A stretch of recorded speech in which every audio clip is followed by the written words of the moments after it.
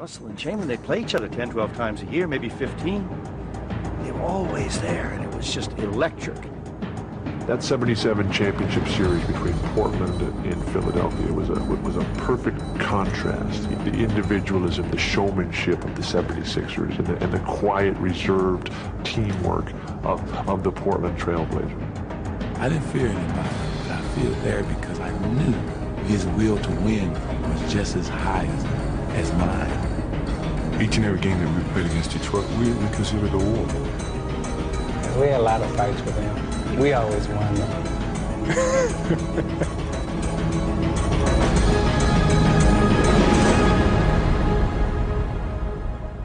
Throughout NBA history, the league's rivalries have produced its most compelling dramas. And over the next hour, we'll relive some of the classic battles between basketball's arch rivals.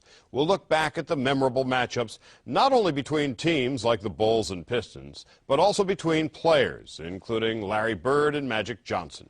But we begin with the league's first great individual rivalry. It had everything. It was the irresistible force against the immovable object. It was overpowering offense against dominating defense. Quite simply, it was Wilt Chamberlain against Bill Russell. The rivalry between Chamberlain and Russell was something that I don't think any sport, any team sport, has ever had. We'll go over the history of the NBA, the first 50 years. That's probably as dramatic a matchup as you've ever seen any time. It was a classic confrontation. The greatest offensive player ever and the greatest defensive player. In 1956, 6'9" Bill Russell took the court for the Boston Celtics, and basketball would never be the same. I went around my man, go to him for a layup, and he blocked a couple of shots on me. And then the next time I got around him, I missed a layup looking for him. He would shut down the basket, completely shut it down. Every shot went up, he took it away. Russell blocked shots without blocking them because people wouldn't take shots because they were afraid to take them. He changed the whole game. When Wilt Chamberlain joined the Philadelphia Warriors in 1959, he didn't seem too concerned with Russell. I think it would be a period of orientation for me, of course, like it is for every newcomer in the NBA, but I think in the long run I'll be able to handle myself man-to-man with almost anyone in the league. The 7'1" Chamberlain statement would prove to be an understatement. His size and his strength and his athletic ability, he dominated the sport. You've never seen anything like it before or since. He averaged 50 points a game one season. That's his average, 50, every game. Wilt and Russell were each brilliant in their own way. They gave a face to a sport struggling for an identity. They were the league. People paid to see Russell and Chamberlain because that was the great duel. It was like two titans of the game meeting, and you'd have headlines, Russell versus Chamberlain, and the papers and the fans and everyone played this up. They were household names. They were on the cover of magazines. It seemed to me, every Sunday, we'd be on national TV, and I'm playing against Wilt. And at that time, there were 3 channels. So the percentage of the population that would see it was much greater than like now when you got 500 channels.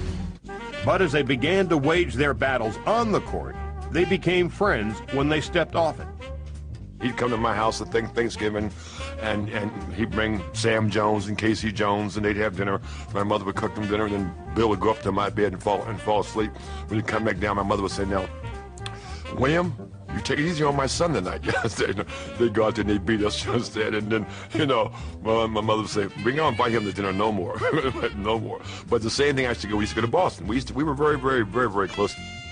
He kept getting these good salaries. And so, wait a minute, if the money's out there for him, it's got to be out there for me too. He asked for $1 more than me. He told the Celtics that whatever Wilt signs for, I want $1 more. Came over the radio or something that Wilt had just signed a contract for $100,000.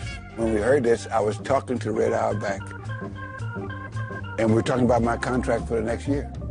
That does it. I know what I want for next year. He says, "What?" I says, "I want $100,000 and $1." And then Boston paper had the very next day almost, Russ signs for 101. And so I gave Russ a call, 101. I mean, you're so far behind here. I said, I signed for 300. And he was really angry. But ultimately, what made the matchup of Wilt and Russell so compelling was its complexity. Chamberlain was a scoring and rebounding machine, while Russell was not only the anchor of the Celtic defense, but the hub of their famed fast break. What I had to do is discipline myself to never get into a numbers game with him. In other words, if he gets 40, I gotta get 40. If he gets 30 rebounds, I gotta get 30 rebounds. Because then I'll be playing his game and not my game. And my game consists of doing things that made my teammates effective. It was not altogether the matchup that you've been hearing about over the years. Even though it was a great duel, they used their team. Nobody wanted to face me singly. Nobody. Bill Russell or 5 Bill Russells.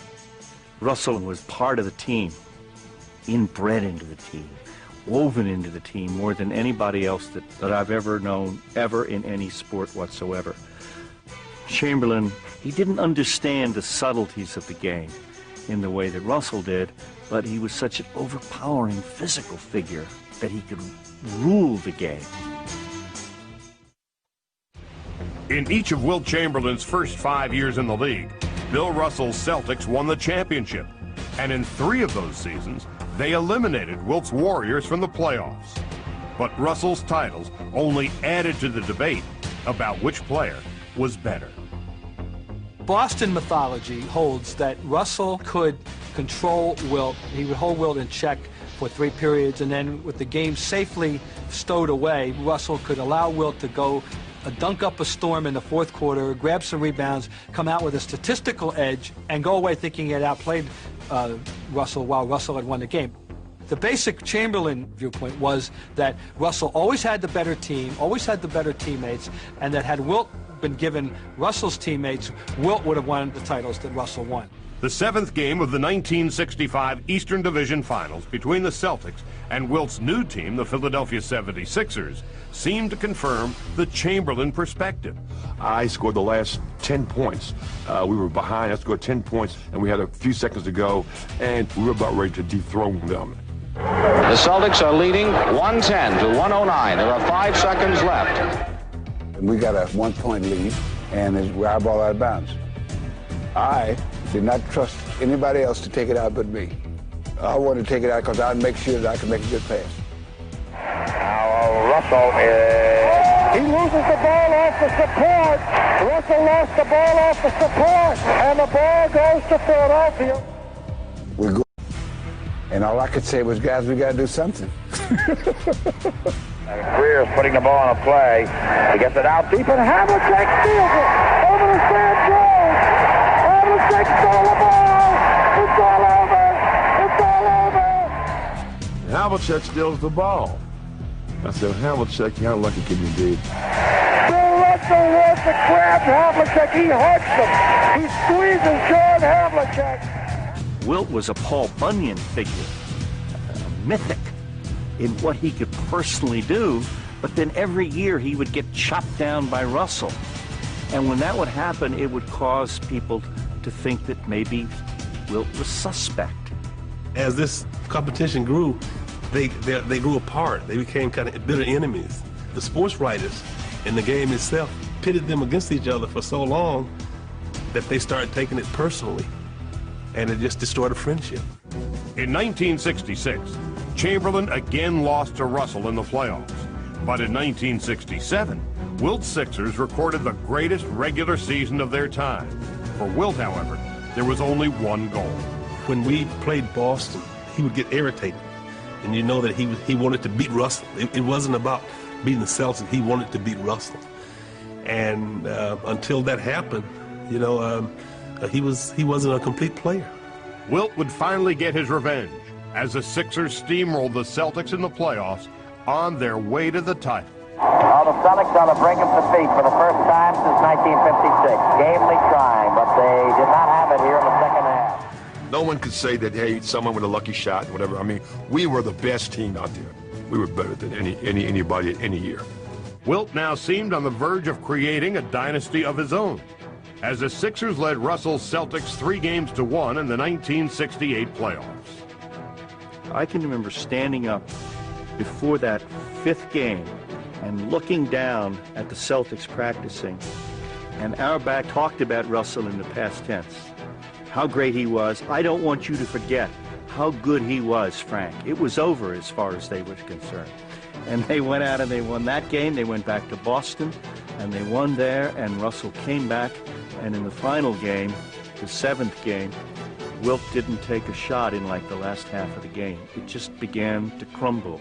Russell's title in 1968 was like a miracle, but in 1969, he seemed to have run out of them. As Russell's aging and injured Celtics would face Wilt's new team, the powerful Lakers, in the finals.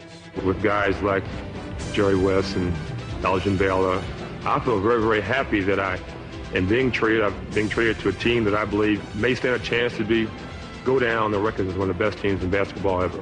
Even as the Celtics pushed the Lakers to a 7th game, no one believed that Russell could beat Wilt this time. No one except Russell. I can't help but wonder, how do you feel about going into another 7th game, this time on somebody else's floor? We've done it before. I told my guys, the Lakers cannot beat us. It's not something that can happen. They can't beat us. And they didn't. In what was to be Russell's final game, he would score only 2 points, but would manage to do just enough to frustrate Wilt and add a strange yet fitting climax to the game's most fascinating duel. No way should we have lost to Boston. Just no way. I mean, I still don't know how we lost to Boston. It's a mystery to me. And the Celtics, they have done it again. A spectacular finish. Chris, I'm here with Bill Russell. Bill, this must have been a great win for you. Exactly. One more time. One more time. I know it's hard to say what's in your mind right now, Bill. I decided early in my career, the only really important thing was to try to win every game. Because when you get through, they can't say, well, he was the best shooter, he was the best this, or he's the best that, or he was this guy was better at this guy's better at that. The only thing that really mattered to me was who won. I can look back on my career, and there was 5 7th games. 5 times I lost with a combination of 9 points. Think about that. 7-game series, 9 points going the other way, I would have had 5 more world championship rings. But the only thing that I can tell you is that if Bill Russell walked down the street during those days and some average person saw him, you know what they would say? Hey, Wilt. And wherever he went, they all called him Wilt. It's the name. They all knew. Now, how do you think you would have felt if you were like the hub of 10 world championships and people were still calling you by somebody else's name? In the early 1970s, the National Basketball Association was competing with the rival American Basketball Association. The ABA offered a flamboyant form of the game, and it had the sport's most entertaining star, Julius Erving. It wasn't Julius Erving, it was Dr. J, which meant when he got on the floor, on the court, he operated on guys. Without question, without any doubt, the absolute greatest forward that has ever put on a pair of basketball shoes. He wasn't just its biggest star, he was the league. Then in 1976, in part to acquire the doctor, the ABA was absorbed by the NBA. When the leagues merged, Erving was acquired by the Philadelphia 76ers.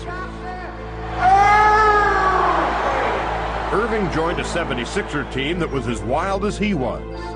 They are the Philadelphia 76ers, the greatest collection of individual talent ever assembled on one basketball team. The 76ers were really the team, I think, that really brought that other style, brought that other energy into the NBA. Because not only did they get Dr. J, they also had George McGinnis, who was also a very free-flowing kind of player. They had Darryl Dawkins. So the 76ers were really like this traveling circus.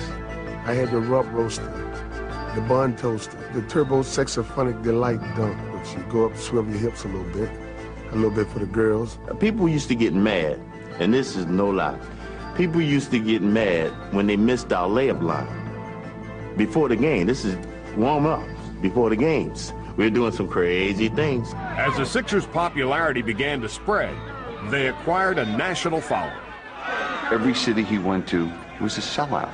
And when you get to that arena, fans were rooting for Dr. J, but rooting for their team. And as long as they saw the doctor perform and do something spectacular, they went home happy. He put a little extra one on that one. On the other side of the country in the Pacific Northwest, there was a distinctly different team making a mark. The Portland Trail Blazers, a franchise just 7 years old, was finally shedding its expansion skin and coming into its own. And they were doing it thanks to a completely different kind of star. There have been basketball players more talented than Bill Walton, and there have been basketball players more unselfish than Bill Walton.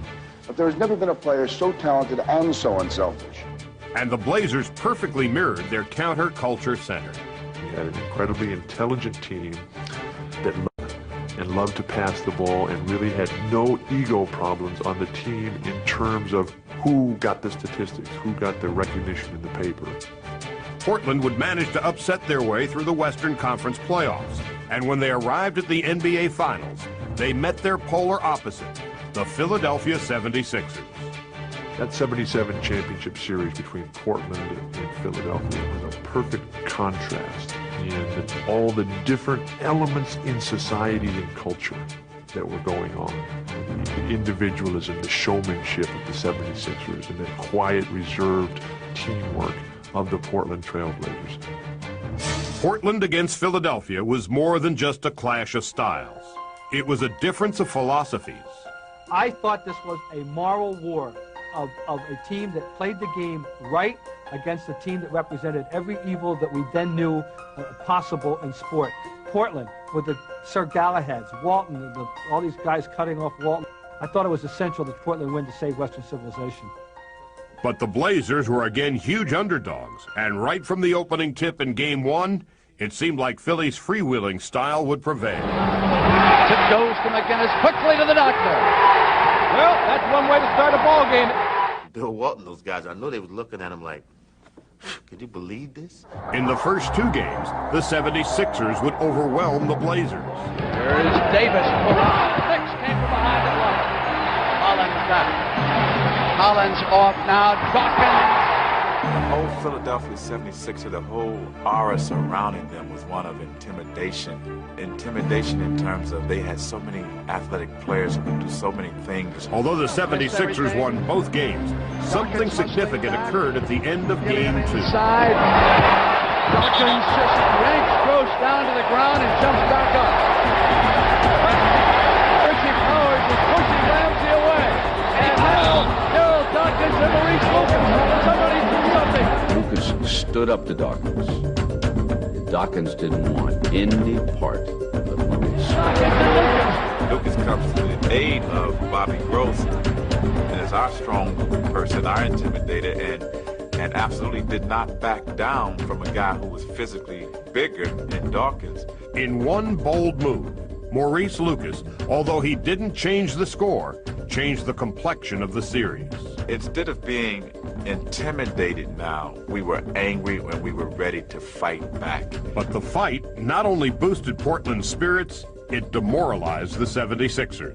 Darryl was very upset. He felt like that we had allowed Maurice Lucas to hit him in the back of the head. We had guys upset over their playing time. So things weren't good in our locker room, even though we were winning.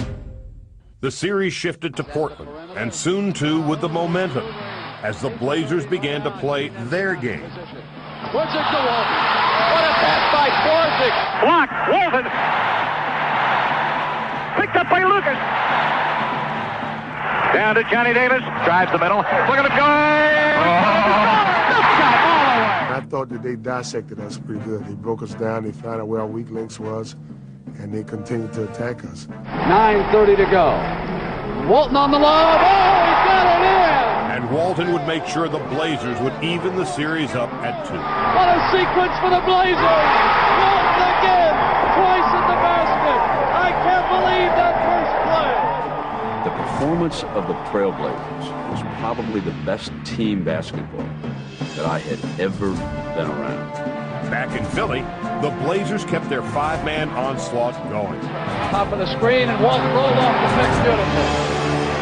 And the 76ers had no answers. We were not a close-knit team. It's not that we didn't like each other or there was great, dislike or anything. We just didn't have the wherewithal to pull it all together. But back in Game 6, with his team facing elimination, Dr. J would heroically try to lift his team as only he could. Bruce and foot race, and here he comes. Doctor looks for daylight with Tina. He took that to the hoop.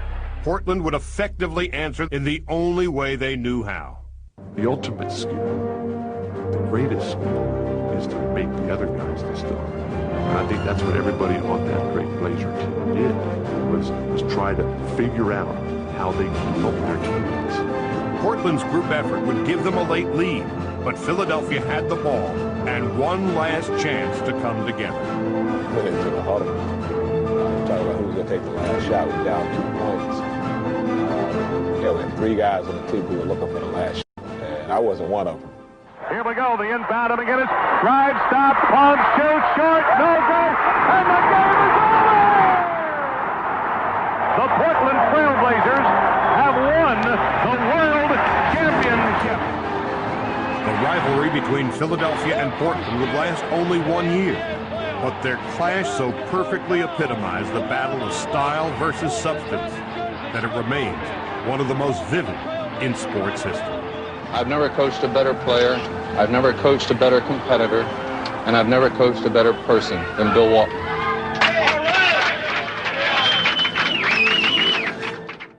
Everything that I always wanted in myself, to believe in myself, you know, here's the guy, I'm looking right at him. And I always get excited about talking about Larry Bird.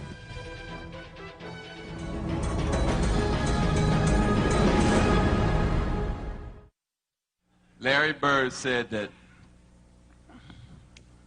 there would be another Larry Bird one day. And Larry, there will never, ever, ever be another Larry Bird.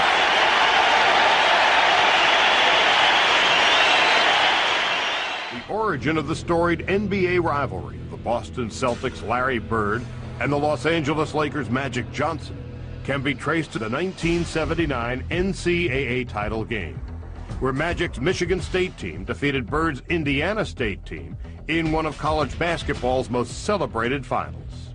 The meeting would eventually become more significant than the outcome, as 7 months later, Magic and Bird would join the NBA together and begin to energize a league that was waning in popularity. Comes Magic. A beautiful pass by the rookie. Magic Johnson, a 6'9" lead guard. I've never heard of things like this. Magic is straight down the middle. Still going, still going. Oh! Highlight film. Larry Bird probably should have been a power forward. He was like the lead guard. Advantage, Bird on the drive. Look at that pass. Oh, what a show. Oh, what a show. These guys changed the game. In his very first season, the 20-year-old Magic would lead the Lakers to a title. And the most valuable player is Magic Johnson. He starts at center, plays forward, And Bird would respond the next year as he brought championship glory back to Boston Garden.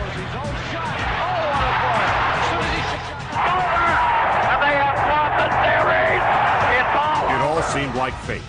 Joining Wilt and Russell's former teams, Magic and Bird gave the NBA a new marquee rival. That one of them was the urban black kid from Michigan, and the other one was the manure-kicking country boy from Indiana, and one of them with the Lakers, and one of them with the Celtics. I mean, that was perfect. That's central casting. Bird and Magic were bringing new fans into the league, and they were attracting them with their own distinctive style. Bird embodied the essence of the blue-collar player. The fans could sense his leadership, his hustle. He'd dive on the floor. He'd do whatever it takes. While Magic personified showmanship. Beautiful. He had a passion, simply a passion, an incredible passion to play basketball. He loved the game. He felt fortunate playing the game. He was playing a game that men were being paid at, and he was treating it like it was a kid's game. He used to wear it out on his sleeve. He let everybody know how happy he was in playing the game. Despite their outward differences, Bird and Magic were kindred spirits. They were throwing themselves into the game absolutely, totally, completely, hopelessly. And in that way, I think they kind of brought you along. They were saying, come on the court with me. I'm going to play a game of basketball with you. They have different personalities and different backgrounds, but their value system when it came to what it took to be part of the team was identical. But while the public was embracing these two stars, they were warily stalking each other from 3,000 miles away. I kept track of every game he played in. I really didn't care what anyone else did. I always checked to see what Magic was doing. I was always trying to keep up with the things that he done. I wanted to make sure he wasn't getting too far out in front of me. You know, I had to keep him in sight every day, every score, you know, what he scored, how many rebounds, how many assists. The person you measured yourself against was Larry Bird, for me. Finally, in 1984, Magic and Bird would play for the title, and the entire sporting world was watching. Hey, they won the East, we won the West.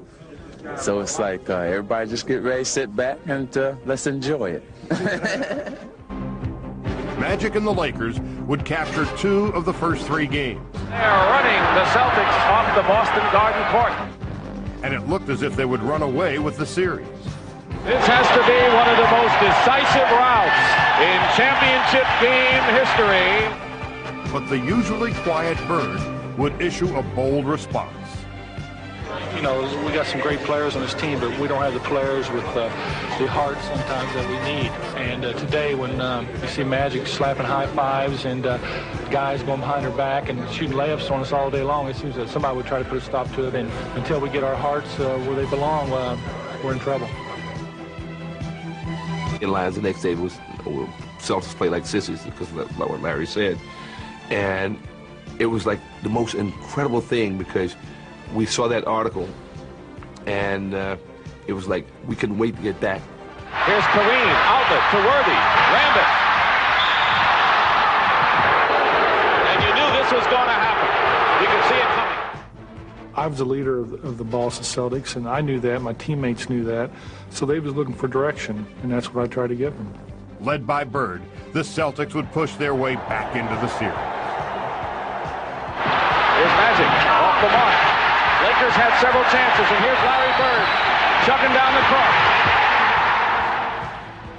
And Larry Bird, for his credibility and for his highlight and for him to be who he was, he had to beat Magic Johnson during that particular series. But while Bird rallied his Celtics, Magic faltered in the series' crucial moments. Be sure they won't let the time run out this time, as they did in Game 2. Magic takes the ball, and Magic throws it away. 3 seconds, intercepted by Perry. The Lakers trying to cut it to 1. And he loses it. So I pride myself in being one of the best players to ever play in this game in the clutch situation, in the pressure situation, and I didn't come through for my team. The Celtics would beat the Lakers in 7 games. The Boston Celtics are the NBA World Champions. And while Bird basked in triumph, Magic was left to shoulder the blame. I had never lost in a situation like that. So that's the first time I actually had a chance to cry, you know, after the game, and really say, man, that was my fault. You know, I'm sorry. You know, you turn to the guys. The 1985 finals would provide Magic with an immediate chance for revenge. And this series, he would be the one to rally his team. Great assist for Magic Johnson. We weren't going to let Larry Bird and his crew beat Magic and his crew. It was just that simple. And as they headed to Boston for Game 6, Magic looked to make his Lakers the first team in finals history to eliminate the Celtics on their home floor. Coming in the Boston Garden and the old building and seeing Red sitting up there, just knowing that the crowd, you could just feel the crowd. I mean, everybody's sweating already. The game is still half hour away. This time, however, Magic would triumph at Bird's expense. This man, Magic Johnson, played this season with a mission for the Lakers, and it's about to pay off. Magic would not only exercise his own demons, but those of Lakers fans. We wasn't playing just for ourselves. We were playing for all the other Lakers teams that never beat the Celtics, and all the fans of the Lakers.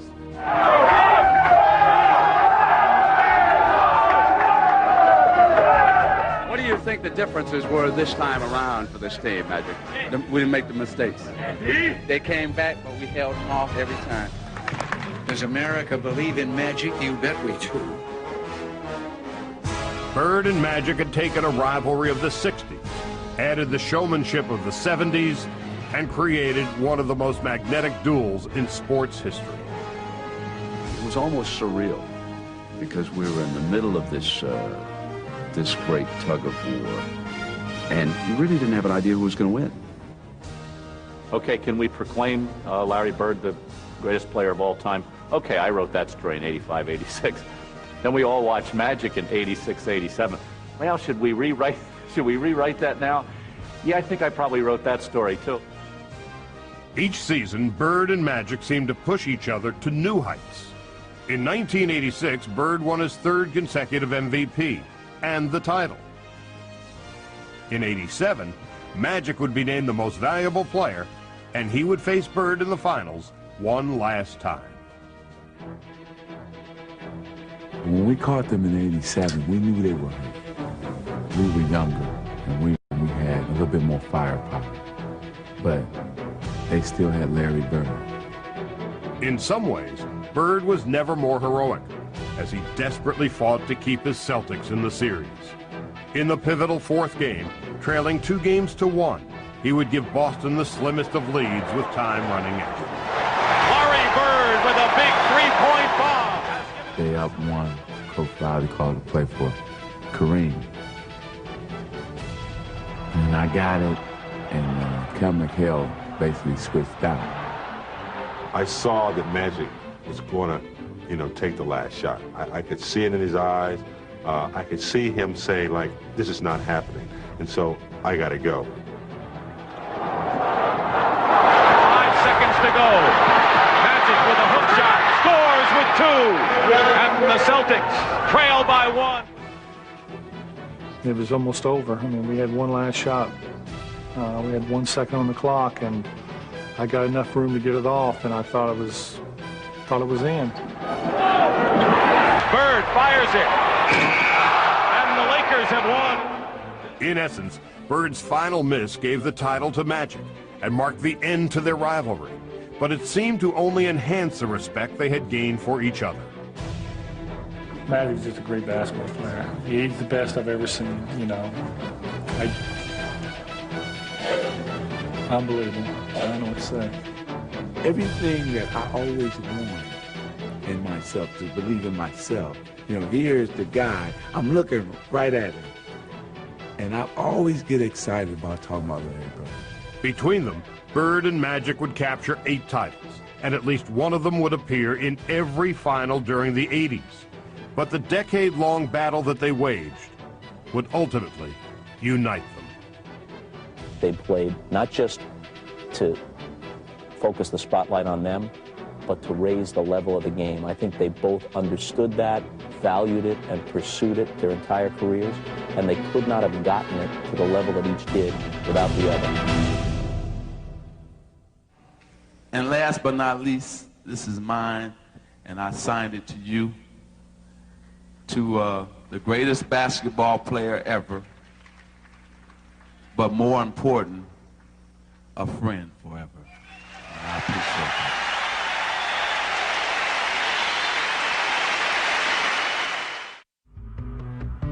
The game that the Pistons played was rugged, it was tough, it was gritty, and then here comes Michael. Michael is art. Here's Jordan down the middle, all the way! An unbelievable goal! We didn't like seeing this young punk come in with all this great skill. And if you came down the middle, you were just going to get killed. Michael on the move against Vinnie Johnson to the hoop. He is necktied. Michael Jordan goes down hard. The Cartwright. Quick move to the hoop. Mayo got fouled. And now Isaiah Thomas and Cartwright are swinging. The Bulls and Pistons hated each other. They hated each other. And they should have. I mean, they pounded each other. And Rodman and Jordan going at each other. Each and every game that we played against Detroit, we considered a war. We had flexed our muscles, they were flexed, and we wanted to remain kings, and they wanted what we have. So they were the ultimate game. Between 1987 and 1991, these two teams would play each other 47 times, 4 times in the playoffs. Each game, a battle for both supremacy on the court and a place in NBA history. But ironically, the seeds of this rivalry were sown in Boston. The Celtics were the old veteran team that nothing bothered them and that annoyed the Pistons because the Pistons were trying as hard as they could and nothing they did worked. Oh my! What a mistake by Detroit! Then they jumped over the Celtics. Isaiah sideline. And throw! They became the bad boys, and then along comes this team out of the Midwest in Chicago, and the Pistons treated the Bulls the same way the Celtics had treated them. These young kids don't have what it takes. We knew they were out there, we knew they were up and coming, but at that point in time, we just dismissed it because we knew they couldn't beat us. While Detroit may not have considered Chicago a legitimate threat in the Eastern Conference, they still had reasons not to like them. The game that the Pistons played was rugged, it was tough, it was gritty, and then here comes Michael. Michael is art. Here's Jordan down the middle all the way! An unbelievable goal! We didn't like seeing this young punk come in with all this great skill. And if you came down the middle, you were just going to get killed. Michael on the move against Vinnie Johnson to the hoop. He is necktied. Michael Jordan goes down hard. For Piston captain and Chicago native Isaiah Thomas, beating Jordan and the Bulls was personal. Isaiah was a great star in Chicago. He was the athlete Chicagoans were maybe most proud of. Michael walks and just takes Chicago away from him. You know, you come home and your hometown fans despise you. That must have been tough to take. It affected me because as a kid, I always wanted to play for the Chicago Bulls. But I loved it. I mean, I enjoyed it because we were always beating those guys. Detroit realized Chicago had a more athletic team than they did, so they induced the younger, more fragile Bulls into a physical and psychological battle that would shape the rivalry for seasons to come. Nice play. And Lampier taking a shot at Paxson, who did not like it. It was almost like they bullied us and pushed us around. We always kind of felt like we had to challenge them and stand up to that, and that wasn't really who we were. It was fun to get them off their game. That's how we got off. We were a very cerebral team. We loved to play the mental games. Rodman would punch Pippen in the face or to hit him in the chest. He would so upset him, so infuriate him. Pippen couldn't play in these games. They're so concerned about showing that they're men and they're physical and they're not going to back down. You know they weren't really thinking about how we're going to execute and beat these guys. Detroit and Chicago would meet for the first time in the playoffs in 1988.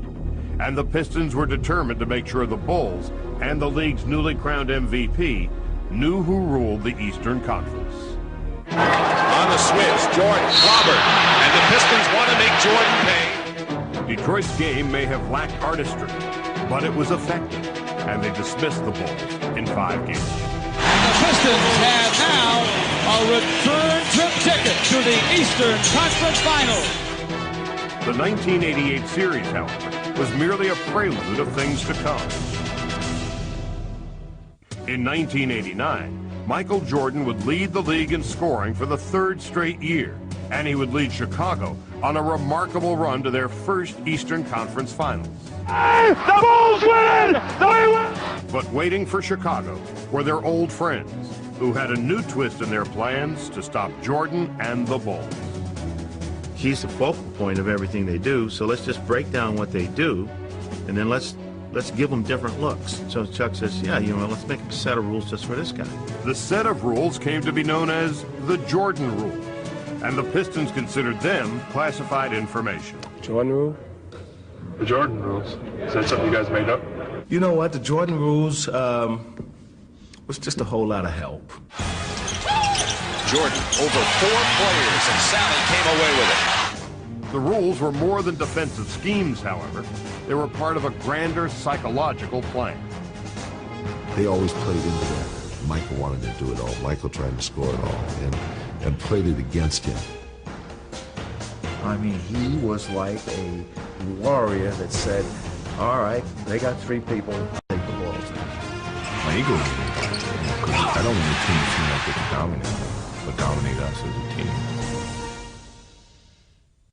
When Chicago and Detroit met in the 1989 Eastern Conference Finals, Jordan was determined to prove that the Pistons and their Jordan rules could not stop him.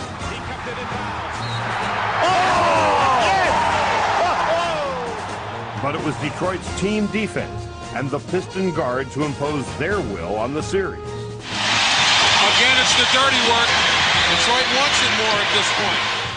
Detroit's victory in 6 games would propel them to their first NBA title and rattle the confidence of the Bulls. I remember in '89 when I was really frustrated about how this team was playing from Jordan rules to try to double and triple team me and make other players hurt them. And we knew what was happening, but yet we still didn't make them pay for that. But Chicago was hoping that the experience of 1989 could help them the following season as they once again reached the Eastern Conference Finals, this time pushing Detroit to a decisive 7th game. I thought it was a good opportunity to get over this mountain, this hurdle that seemed to have been in the way for the last 3 years. Work all season for this guy. Play hard. Leave it all on the floor. Let's go. But Detroit had different ideas. I thought it would be a cakewalk of a game. They just weren't strong enough mentally to compete at the level that we were competing at. Thomas was right. The Bulls weren't ready, and the Pistons blew them out. Bulls can't buy a basket. The lead is 20. It's one of those situations where at certain points you think, I don't know if we can beat this team. Jordan could not beat the Pistons by himself, and Scottie Pippen was a non-factor, falling victim to a migraine headache. It was just one of those things where you went, they don't have it. There's something here or here that they haven't figured it out yet. It's over! The Pistons return to the NBA Finals for the 3rd straight time! When we lost that game, I got on the bus, and I remember my father coming on the bus, and I'm back yelling and screaming, and he's doing all his best to try to calm me down and say, it's only a game, you'll be given another opportunity. And I'm saying, well, we've been given so many opportunities, we're not going to get as many as you may think. But Jordan and the Bulls would use their Game 7 defeat as motivation for the upcoming season. In 1990-91, our whole focus was on Detroit. No one else made a difference. And the team as a whole resolved to change their approach to Detroit in both body and mind. This was a playground type team that played a very disciplined, organized game that was very, very physical. So my involvement as a coach was, you got to go away from pressure. Phil very much tried to reinforce with us that if they hit us, you went away from it. There's something else available to you. Jackson emphasized a team game, and it would pay off during the 1991 regular season, as the Bulls would finally finish with a better record than the Pistons. The ultimate test for the Bulls, however, would come once again in the Eastern Conference Finals. We felt this is the chance to make them back down or shake our hands. So it was an unbelievable feeling. But then when the games came, it was unbelievable nervousness too. The Bulls were anxious to prove that they had learned their lessons well and began dismantling Detroit from the outset. Hart right ahead to Jordan. Michael in the drive in on Vinnie Johnson all the way to the hoop and lays it in. Michael Jordan to Phil Cartwright. There's panic all over the Pistons' faces. First thought I thought after the first 2 games, I thought we're in trouble because he's figured out how to play now. Once he started using his teammates and still getting 30, it almost became impossible to beat him. Jordan was not the only Bull, however, who had figured out how to beat the Pistons, as a more determined and mature Pippen had emerged as well. Yes! And it counts! Chicago would no longer be intimidated by Detroit, nor baited into confrontation. Beautiful backdoor pass for Pippen, and he is walloped. He knew he was going to get hit. They understood, no matter what we threw at them, when we hit them hard, when we talked garbage to them in the paper or in front of them, none of our antics were funny. We worked. We learned that it took a little bit more than just, desire. We had to use our minds. We had to outthink the other team. And he comes up shooting. It's in. Oh, Johnny Paxson. Time is running out on this Detroit championship era. It's Chicago in a sweep. After all the losses and the frustration, sweeping and winning on their home floor was about as good as it got. Chicago's emphatic victory signaled the end of Detroit's run. But even in defeat, the Bad Boys managed to keep the rivalry alive by refusing to shake Chicago's hands as the game ended. They left the bench, although there's 7 and 9/10 seconds remaining. The Pistons just left. We were only doing what had been done to us. When we beat Boston, their starting 5 just left. They just walked out of the building. They couldn't stand the fact that they could see us win on their court. And we're not going out as demoralized. We're going out as we had just finished the accomplishment of a run that was unprecedented in the Piston history. We're very proud of it. It just gave us more energy. And I think from that time on, I think we won 24 straight against Detroit, and we're not going to let them beat us anymore after that. The Pistons would never challenge the Bulls again, but Detroit's 4-year battle with Chicago would prove invaluable in molding the Bulls into 6-time NBA champions. The hurdles were very, very difficult, but I'm very happy that we went through those circumstances because it taught us to understand what winning was all about. You know what they say, that familiarity breeds contempt? And that certainly was true of the Bulls-Pistons rivalry. That mutual dislike was one of the things that made those playoff series so intriguing. For those who watched Detroit against Chicago, or any of the other great rivalries, what will always stand out is the passion and the emotion they generated. In going head-to-head with everything on the line, the NBA's arch rivals have always brought out the best in each other, and they provided the league's most unforgettable moments. I'm Charlie Steiner.